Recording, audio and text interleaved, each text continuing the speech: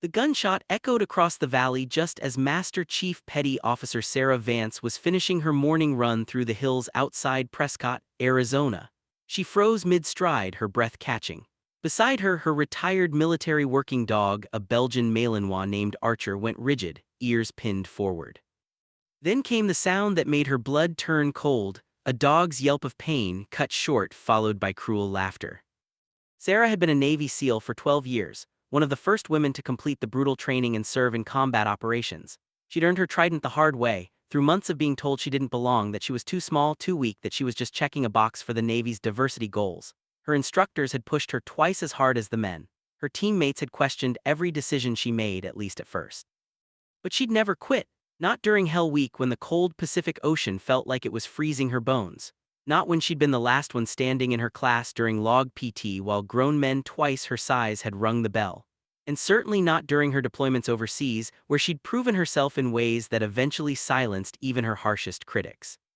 Now at 34, medically retired after taking shrapnel to her left leg during her final deployment, she lived in the mountains outside Prescott with Archer, who'd served 3 tours as an explosives detection dog before his own retirement.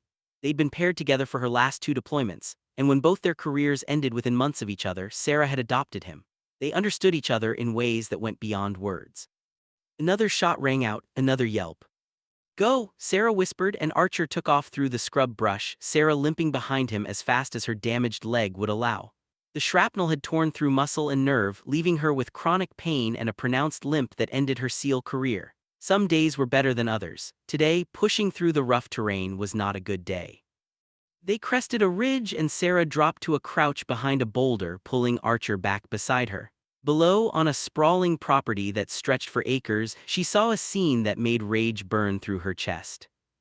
A man in expensive hunting clothes stood in a cleared area behind a massive log mansion, a rifle resting casually against his shoulder.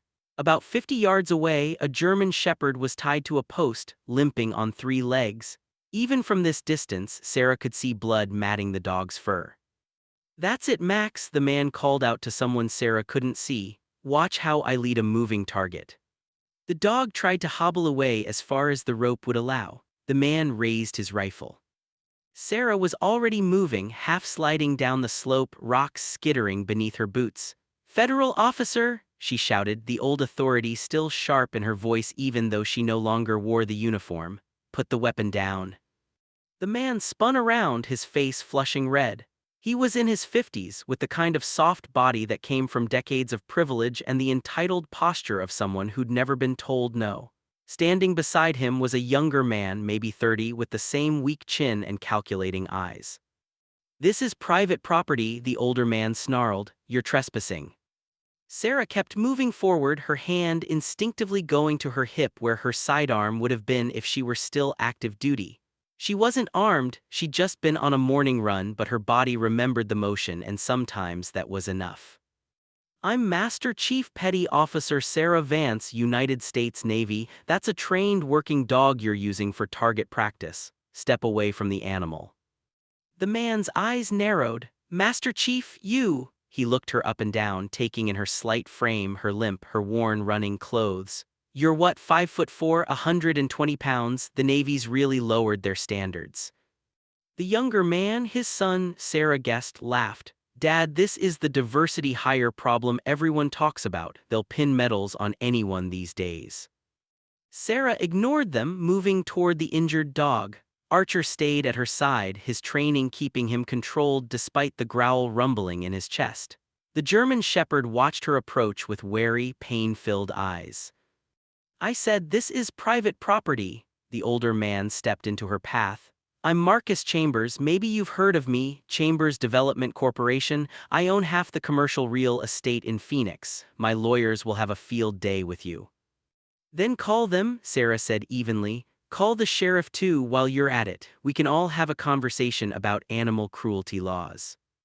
Marcus Chambers's face went from red to purple. "That dog is my property. I can do what I want with it. Cost me $3,000 from some police dog washout program, and the useless thing can't even follow basic commands. So I'm getting my money's worth out of it one way or another." Sarah's jaw clenched so hard she thought her teeth might crack. She'd seen a lot of evil in her 12 years as a SEAL, men who do unspeakable things without a second thought. But there was something about the casual cruelty in Chambers's voice, the entitled smirk on his son's face, that hit differently. This wasn't war. This was just pure, unnecessary meanness. She knelt beside the injured dog, keeping her movements slow and calm. The shepherd had been shot in the right hind leg, the wound still bleeding. Another graze across his shoulder. These weren't kill shots, they were deliberately placed to cause pain without ending the suffering quickly. "Archer, watch," she murmured, and her own dog positioned himself between her and the two men, his dark eyes locked on them with the intensity of a trained military asset. "You have no authority here," Marcus said. "You're retired military on civilian property. Max, call Sheriff Dutton, tell him we have a trespasser who's threatening us." Sarah kept her attention on the injured dog, running her hands gently over his body, checking for other wounds. He whimpered but didn't snap at her. Good training, she thought. Someone had put real work into this animal before Chambers had bought him. "Sheriff's on his way," the son called out, phone still to his ear. "I told him we have an unstable veteran making threats, might be armed." Sarah's hands stilled for just a moment. That was a smart play, paint her as the danger. She'd seen it before, the way people used the unstable veteran narrative to discredit those who stood up to them. She took a slow breath and went back to examining the dog. "What's his name?" she asked quietly. "What's it matter?" Marcus said. "It's not like he's going to live long anyway." "His name," Sarah repeated, steel underlying the calm tone. "Thor, stupid name for a stupid dog." Sarah made a soothing sound in her throat and Thor's tail gave one weak wag. "Hey Thor, you're okay, buddy, I've got you." The sound of tires on gravel announced the sheriff's arrival 15 minutes later. Sarah stayed kneeling beside Thor, applying pressure to the worst of the bleeding with her shirt, which she'd torn into strips. Archer hadn't moved from his guard position. Sheriff Ray Dutton was a big man in his late 50s, with a beer gut that strained against his uniform and eyes that had gone cold from too many years of small-town politics. He climbed out of his cruiser with the deliberate slowness of someone who already knew whose side he was on. "Mr. Chambers," he said with a nod, "got a problem here." "Sheriff, thank God!" Marcus gestured toward Sarah like she was a pile of trash that needed removing. "This woman came onto my property, threatened me and my son, and is now refusing to leave. I want her arrested for trespassing and harassment." Dutton's eyes slid over Sarah, taking in her kneeling position, the blood on her hands and clothes, her pronounced limp. "That true, ma'am, you threatening these folks?" Sarah met his gaze steadily. "I heard gunshots and an animal in distress. I responded to prevent further animal cruelty. This dog has been shot multiple times and needs immediate veterinary care." "It's my dog," Marcus interjected. "My property, I can do what I want with it."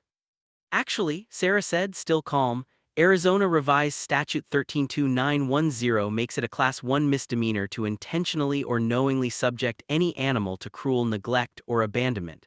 Subsection B specifically addresses causing physical injury to an animal. Using a dog for target practice qualifies." Sheriff Dutton's expression soured. "You a lawyer now, Ms. Master Chief Petty Officer Vance, and no, but I know the law." "Well, Master Chief," Dutton said, putting a mocking emphasis on her rank, "we do things a certain way around here. Mr. Chambers is a respected member of this community, major employer. Sits on the town council, so unless you've got some actual evidence of wrongdoing beyond your word." "I have a dog with multiple gunshot wounds and two men standing over him with a rifle," Sarah said. "Hunting accident," Marcus said smoothly. "We were shooting at targets and the dog got loose, ran into the line of fire. Tragic, really. We were just about to put him down, end his suffering, when this woman showed up screaming at us." Sarah's eyes narrowed. The lie was delivered so easily, so confidently. This was a man used to rewriting reality to suit his needs. "That's not," she started.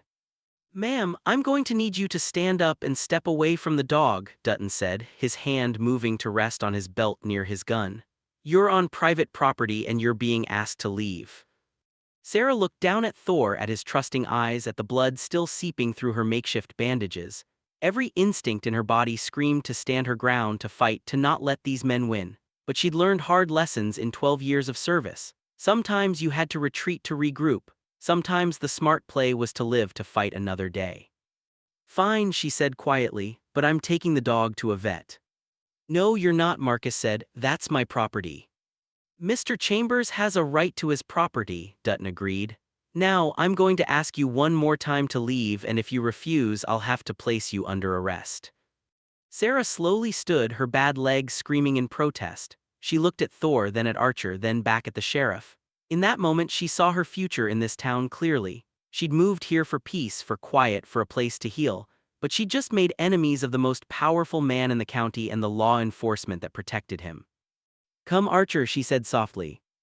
As she limped past Marcus Chambers, he leaned in close enough that only she could hear. You made a big mistake today, little girl. I don't forget people who cross me, and neither does this town. Sarah kept walking, her hands clenched into fists at her sides, Archer pressed against her good leg. Behind her, she heard a single gunshot and knew, without looking back, that Thor would never need a vet after all. She didn't let herself cry until she was back in her truck, parked on the side of the highway. Then she buried her face in Archer's fur and wept for Thor, for every battle she'd fought just to be treated with basic respect, for the exhaustion of always having to prove herself in a world that was determined to see her as less than. Her phone buzzed with a text from Linda Martinez, the woman who ran the local hardware store and one of the few people in Prescott who'd been friendly since Sarah moved to town 6 months ago.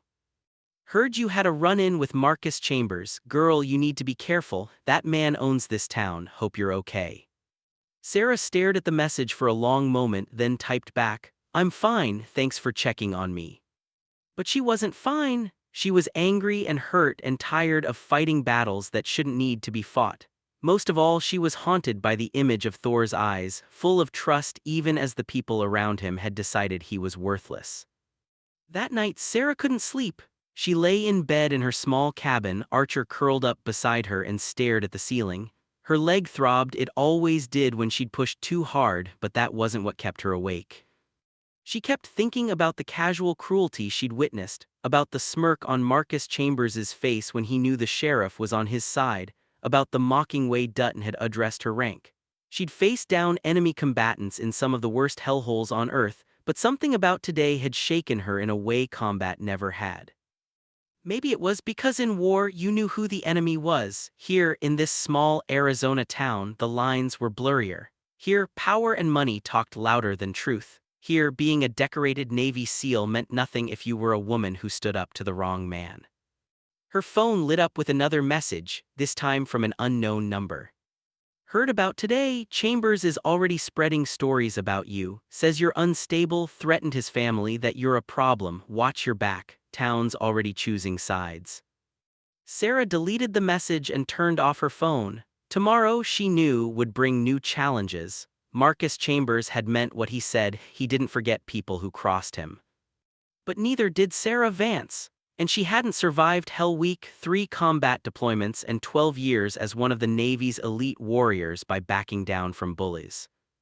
She just had to figure out how to fight this battle when the enemy wore a suit instead of a uniform and the weapons were rumors instead of bullets.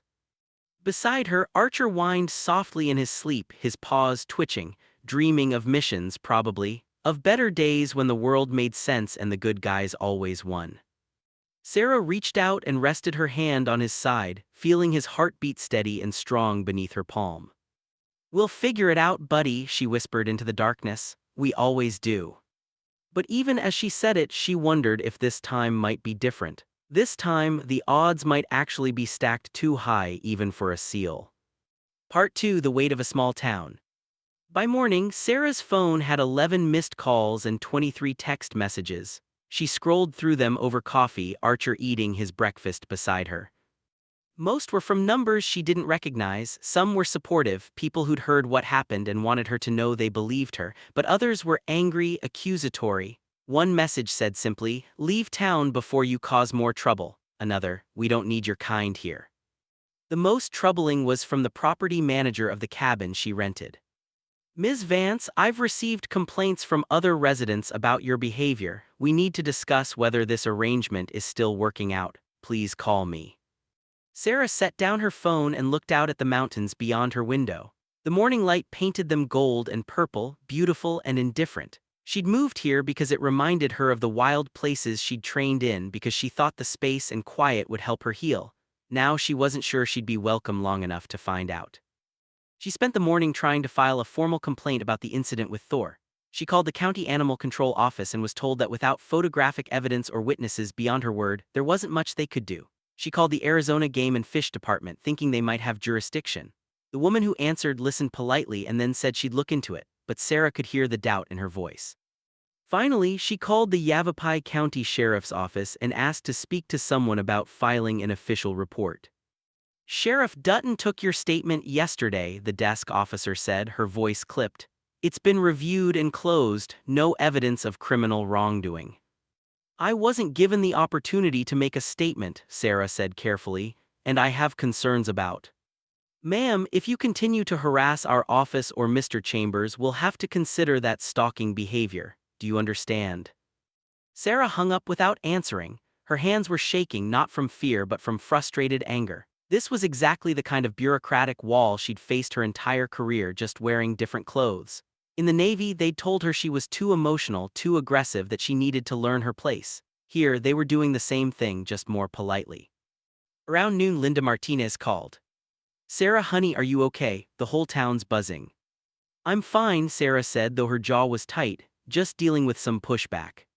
"It's more than pushback," Linda's voice was worried. "Marcus Chambers is telling everyone you came onto his property armed, that you threatened to shoot him and his son. He's saying you're mentally unstable from your service, that you're dangerous." Sarah closed her eyes. "None of that is true." "I know that, but he's convincing. And he's got Sheriff Dutton backing up his version. They're already talking about getting a restraining order against you." "A restraining order for what?"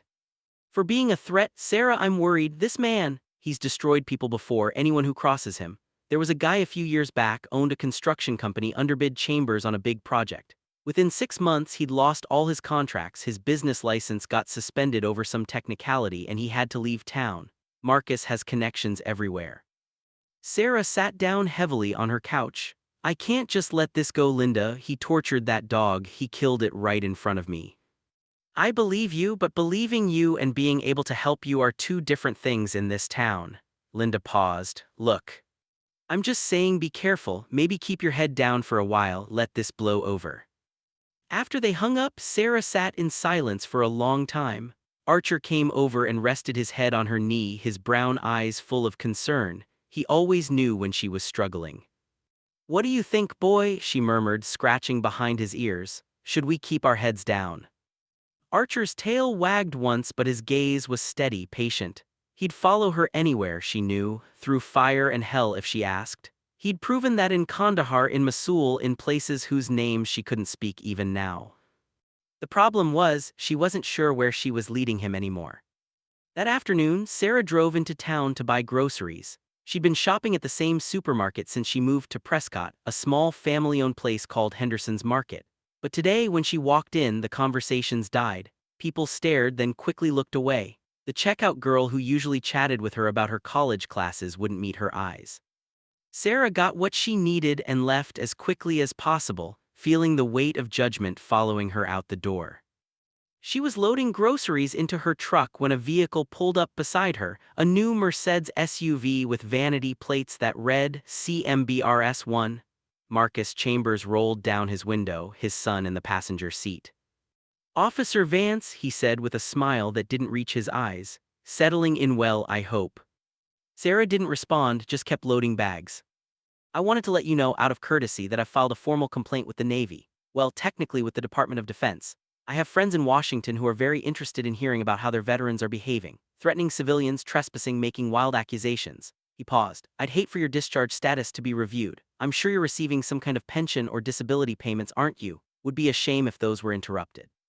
Sarah's hands stilled on a bag of groceries. She turned to face him fully. "Is that a threat?" "It's a courtesy warning. See, I looked into you, Master Chief. Impressive record, I'll admit. All those medals, the combat tour, very heroic." His smile widened. "But I also saw the medical discharge, the PTSD evaluations, the notes about adjustment difficulties and authority issues. Makes a person wonder if maybe you're not as stable as you pretend to be." Those records are sealed, Sarah said quietly. Money opens a lot of doors, Marcus shrugged. Look, I don't want trouble with you, you seem like you've been through enough, so here's what's going to happen. You're going to drop this whole thing about my dog, you're going to stop making accusations, and if anyone asks, you're going to say you made a mistake, that you misunderstood what you saw. And if I don't, then I'll make sure everyone in this town, this county, hell, this whole state knows exactly what kind of person you are. A troubled veteran with a hero complex who can't adjust to civilian life. Someone who sees threats where there aren't any, someone dangerous. He leaned out the window slightly. I'll destroy your reputation so thoroughly that you won't be able to rent a room anywhere. I'll make sure no one will hire you, talk to you, or believe a word you say. And then I'll go after your benefits, your pension, everything you earned in that uniform you're so proud of. His son laughed from the passenger seat. Dad doesn't make empty promises. Sarah's heart was pounding, but her voice remained steady. You're not going to intimidate me. I'm not trying to intimidate you, Marcus said pleasantly. I'm just explaining reality. You're new here, you don't have friends, family, connections, you're alone. I, on the other hand, have been part of this community for 30 years. I employ 300 people in this county. I fund the youth sports programs, the library expansion, the police department's equipment upgrades. Who do you think people are going to believe? Who do you think they're going to protect? He rolled up his window and drove away, leaving Sarah standing in the parking lot, her groceries half-loaded, her entire body trembling with rage and something darker, the creeping fear that he might be right. That night, Sarah's property manager called. The conversation was brief and apologetic but firm. She had 30 days to find a new place. There had been multiple complaints about noise, aggressive behavior, and concerning activities. The owner didn't want any trouble. Sarah knew there had been no noise, no aggressive behavior, no concerning activities beyond her morning runs and quiet evenings. But it didn't matter. Marcus Chambers was making good on his promise. Over the next 2 weeks, things got worse. The gym where Sarah had been training, trying to rebuild her strength and manage her leg pain, suddenly informed her that her membership was being terminated. The manager wouldn't explain why, just handed her a check for the unused portion and asked her to leave. The physical therapist she'd been seeing for her leg sent a text saying he couldn't continue treating her due to scheduling conflicts, even though they had a standing appointment every Tuesday and Thursday. At the grocery store, the Henderson family stopped selling to her entirely. When she walked in, old Mr. Henderson met her at the door and said quietly, "I'm sorry, Miss Vance, I can't serve you anymore. I've been told if I do, I'll lose my business license. I've got 6 employees who depend on me. I can't. I'm sorry." Sarah drove 45 minutes to the next town for groceries after that. The whisper campaign was relentless. She heard the rumors everywhere that she'd threatened to kill Marcus Chambers, that she'd been dishonorably discharged from the Navy, that she was mentally unstable and potentially violent. People crossed the street to avoid her. Parents pulled their children closer when she walked by. Linda Martinez was one of the few who still talked to her, but even Linda seemed nervous, glancing around whenever they spoke as if afraid of being seen with Sarah. "I'm sorry," Linda whispered one day when Sarah stopped by the hardware store. "I want to help, but Marcus has been asking questions about who I talk to. My son works for Chambers Development. If I lose Marcus's goodwill, Jake could lose his job." "I understand," Sarah said, and she did. She'd seen this before, the way power consolidated, the way fear spread. In some ways, it wasn't that different from the psychological warfare she'd studied as a SEAL. Control the narrative, isolate your target, make them doubt themselves and their reality.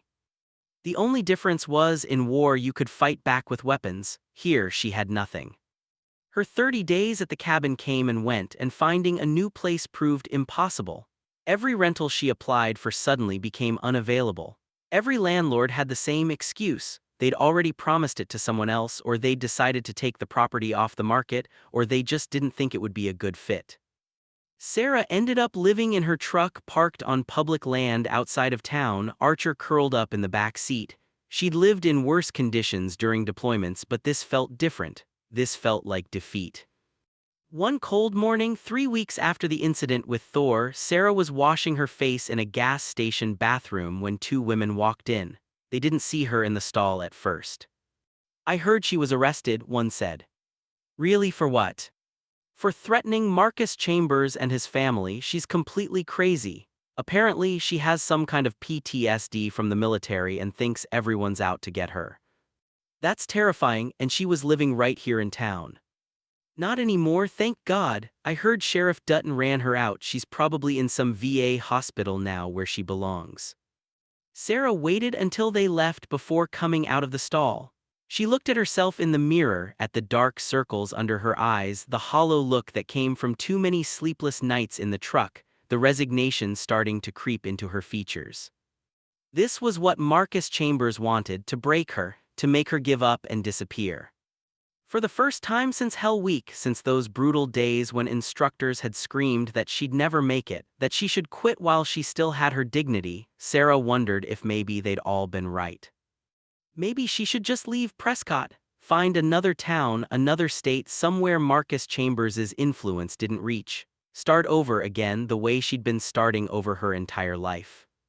She drove back to her truck where Archer waited patiently and sat behind the wheel, staring at nothing.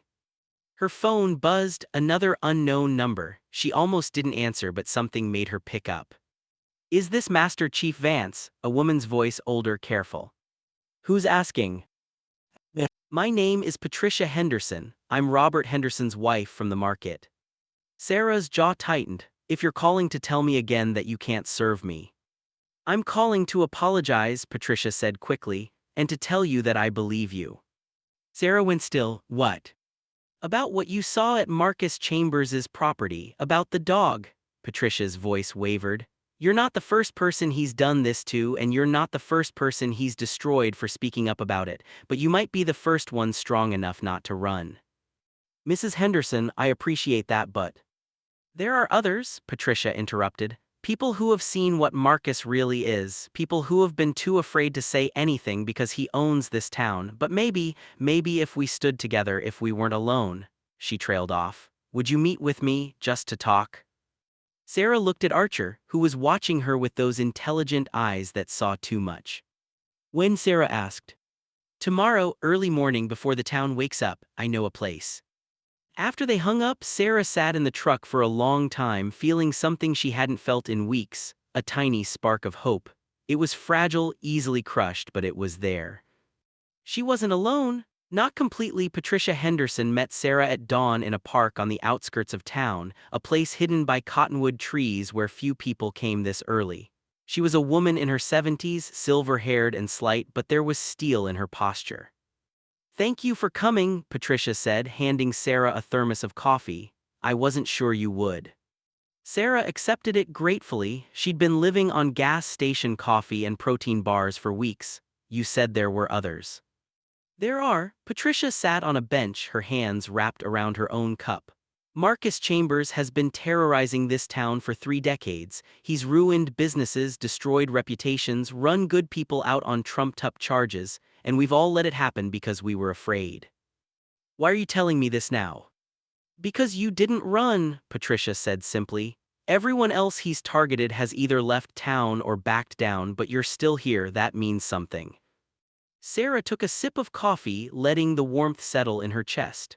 "I'm living in my truck, Mrs. Henderson. I've lost my housing, my gym membership, access to medical care. I'm barely hanging on. That's not exactly a victory." "But you're still here," Patricia repeated. "And people are starting to notice, starting to wonder if maybe Marcus isn't as untouchable as he wants us to believe." Over the next hour, Patricia told Sarah stories about the veterinarian who reported Marcus for animal abuse 5 years ago after treating 3 of his dogs for suspicious injuries. The vet's license had been suspended within a month on fabricated charges, and he'd left the state. About the journalist who'd tried to write an exposé on Chambers Development's shady business practices and found herself blacklisted from every publication in Arizona. About the deputy sheriff who'd tried to investigate Marcus's son for a DUI hit-and-run and ended up fired for conduct unbecoming. "He owns Sheriff Dutton," Patricia said bitterly. "Funded his last 3 campaigns. Half the county commissioners owe him favors. The mayor's wife works for Chambers Development. He's woven himself into every level of power in this county." "So what am I supposed to do?" Sarah asked, hearing the exhaustion in her own voice. "I'm one person. I don't have money or connections. I can't even rent an apartment." Patricia reached into her purse and pulled out a manila envelope. "This is everything I've been collecting for years. Documents, photographs, witness statements from people who were too afraid to go public. Evidence of bribes, threats, illegal evictions, animals he's abused and killed. It's not enough to take to the county prosecutor. Marcus has him in his pocket too, but it might be enough for someone else. Sarah opened the envelope, flipping through pages of meticulous documentation. Her training kicked in, seeing the patterns, the connections. Patricia had built a case, piece by piece, with the patience of someone who knew justice was a long game. "Why give this to me?" Sarah asked. "Because you're the first person who stood up to him, who has the skills to actually do something about it. You were a Navy SEAL, Sarah. You've taken down terrorists and war criminals. Marcus Chambers is just another bully, and bullies only understand one thing: force." Sarah shook her head. "I can't just assault him. That's not how this works." "I'm not asking you to. I'm asking you to use your training to outmaneuver him, to be smarter, more strategic, to show this town that he's not invincible." Patricia's eyes were fierce. "And you won't be alone. There are 6 other people willing to come forward if they know someone's actually going to fight back. We just need a leader."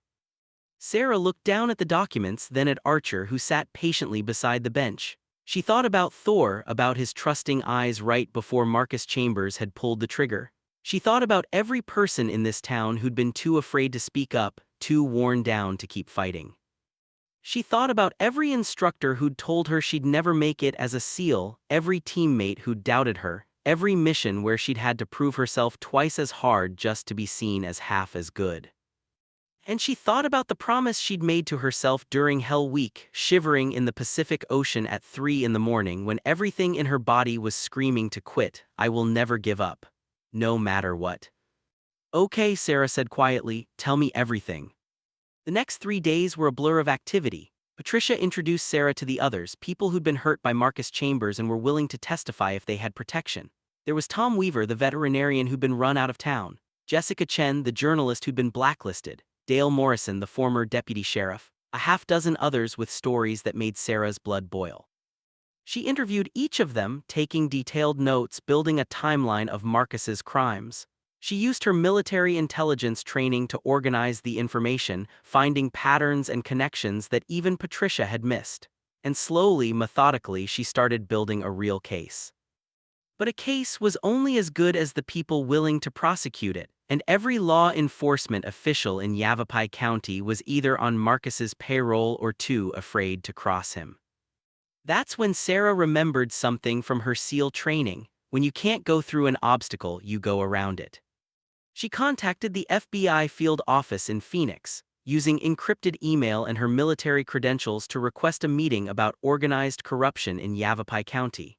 She detailed allegations of bribery, witness intimidation, animal cruelty, and abuse of power by a prominent businessman with connections to local law enforcement. 3 days later, she got a response. Special Agent Victoria Ross would meet with her in Phoenix. The meeting was in a nondescript federal building in a windowless conference room that reminded Sarah of too many mission briefings. Agent Ross was a woman in her 40s, sharp-eyed and professional. "Master Chief Vance," she said, shaking Sarah's hand, "your service record is impressive, so is this." She gestured to the files Sarah had brought. "Walk me through it." Sarah spent 2 hours laying out the case against Marcus Chambers. She presented documentation, witness statements, financial records that Patricia had obtained through creative means. She showed the pattern of intimidation, the web of corruption, the systematic abuse of power. Agent Ross listened without interrupting, taking notes, her expression giving nothing away. "This is compelling," she said finally, "but I have to be honest with you, Master Chief. Building a federal case against a prominent businessman in a small town is complicated. His lawyers will be expensive and aggressive. His political connections will push back hard, and we'll need more than witness testimony. We'll need concrete evidence of federal crimes." "What about the animal cruelty?" Sarah asked. "That's generally a state matter, not federal, unless we can connect it to a larger pattern of criminal enterprise." Ross leaned forward. "What we'd need is evidence of interstate commerce crimes, racketeering, civil rights violations. Do you have anything like that?" Sarah's heart sank. She'd been so focused on Thor, on the immediate injustice, that she hadn't thought about the legal complexities. "Not yet, but I can find it." "I believe you," Ross said, and there was something in her voice, respect, maybe, or recognition. "Tell you what, give me 2 weeks to do some preliminary investigation. If I find enough to justify opening an official case." I'll come back to you. In the meantime, be careful. Men like Marcus Chambers don't like being cornered. Sarah left the meeting feeling both hopeful and anxious. She had an ally now, someone with real authority, but 2 weeks was a long time and Marcus wouldn't sit idle if he found out what she was doing. She was right to be worried. 4 days after her meeting with Agent Ross, Sarah was parked on public land, working on her laptop in the truck when 3 vehicles surrounded her, 2 sheriff's cruisers and Marcus Chambers' Mercedes SUV. Sheriff Dutton climbed out, his hand resting on his gun. Sarah Vance stepped out of the vehicle. Sarah's pulse quickened, but she kept her movements slow and controlled. Archer was instantly alert beside her. "What's this about, Sheriff?" "You're under arrest for stalking, harassment, and making terroristic threats against Marcus Chambers and his family." Sarah's mind raced. "That's absurd. I haven't been anywhere near his property." "We have evidence that you've been conducting surveillance on Mr. Chambers, that you've contacted multiple people in an attempt to build a conspiracy against him, and that you've made explicit threats about harming him." Dutton pulled out handcuffs. "Turn around. I want to see this evidence." "You'll see it at the station. Turn around now or I'll add resisting arrest to the charges." Sarah glanced at Marcus, who was watching from his SUV with that same smug smile. This was his move: arrest her, discredit her completely, make sure no one would believe anything she said. By the time she got out of jail, Agent Ross's 2 weeks would be up, the witnesses would be too terrified to talk, and the case would collapse. She had a choice to make, and she had seconds to make it. "Archer, stay," she commanded, and her dog reluctantly sat, though every muscle in his body was tense. Then she turned around and put her hands behind her back. "I'm not resisting, but I'm telling you now, Sheriff, these charges are false and you know it." "Save it for the judge," Dutton said, clicking the cuffs on tight enough to hurt. As they led her to the cruiser, Marcus rolled down his window. "Told you how this would end, Master Chief. Should have taken my advice and left town." Sarah met his eyes and saw the certainty there, the absolute confidence that he'd won, that she was finished. She didn't respond, just got in the back of the cruiser and watched as another deputy loaded Archer into Animal Control's van, her dog's confused and worried eyes breaking her heart.